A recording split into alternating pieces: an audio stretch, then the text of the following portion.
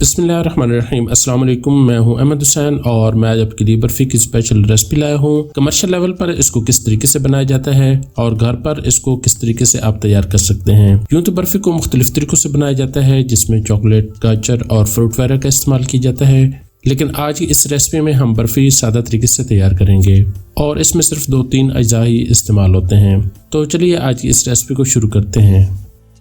सबसे पहले हम कढ़ाई में खोया डालेंगे और खोया लिया है 5 किलोग्राम। खोया आपको बेकरी वगैरह से आसानी से मिल जाएगा या आप इसको घर पर भी आसानी के साथ बना सकते हैं। खोया बनाने की रेसिपी भी इंशाल्लाह बहुत जल्दी आपसे शेयर कर दूंगा।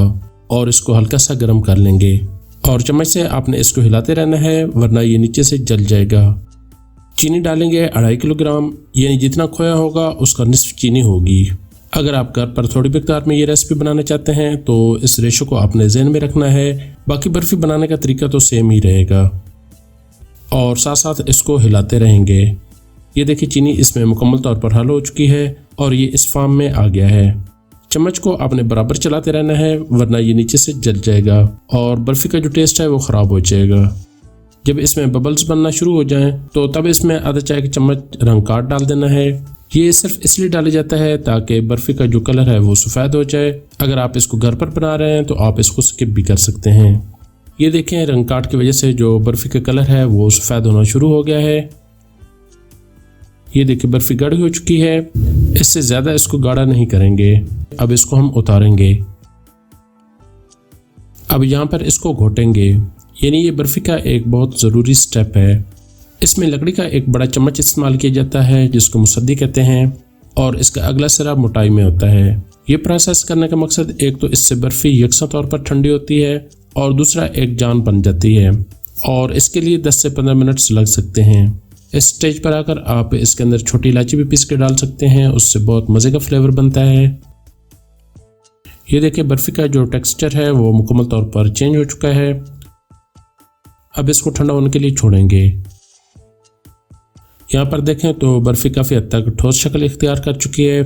इसको बहुत ज़्यादा ठंडा नहीं करना और इसको हल्का हल्का गर्म होना चाहिए।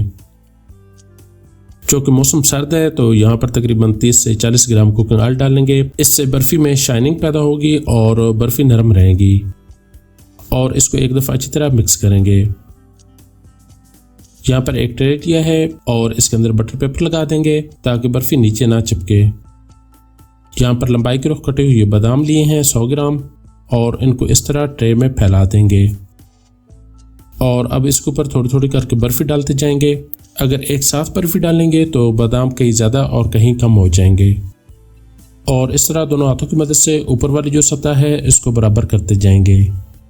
इस तरह बर्फ़ी ट्रे में लग चुकी है। अब इसको ओवरनाइट के लिए ठंडा होने के लिए रख देंगे ताकि इसके आसानी के साथ पीसेस बन सकें। यहाँ पर बर्फ़ी मुकम्मल तौर पर जम चुकी है। अब इसे ट्रे में से इस तरीके से निकाल देंगे। ये देखें माशाल्लाह कितनी खूबसूरत लग रही है। और अब छुरी की मदद से 2 इंच साइज़ के मोटे पीस काटते जाएंगे और ये देखिए कितने आसानी के साथ कट रहे हैं। अब इसके मज़ीद छोटे पीस 1 इंच से 1.5 इंच तक बना लेंगे और यहाँ पर एक पीस आपको चेक करके दिखाता हूँ। ये देखिए कितनी सॉफ्ट बर्फ़ी तैयार हुई है और इसका टेस्ट भी बहुत आला बना है। अब इन पीसेस को ट्रे में तरतीब से लगा देंगे। रेसिपी पसंद आने पर इसको लाइक, सब्सक्राइब और शेयर ज़रूर कीजिएगा। तो मिलते हैं फिर इंशाल्लाह एक नई वीडियो के साथ। इसी के साथ मुझे दीजिए इजाज़त। अल्लाह ताला का हम सब पर अपना खुसूसी करम और फजल रहे। आमीन। बहुत सी दुआओं के साथ अल्लाह हाफ़िज़।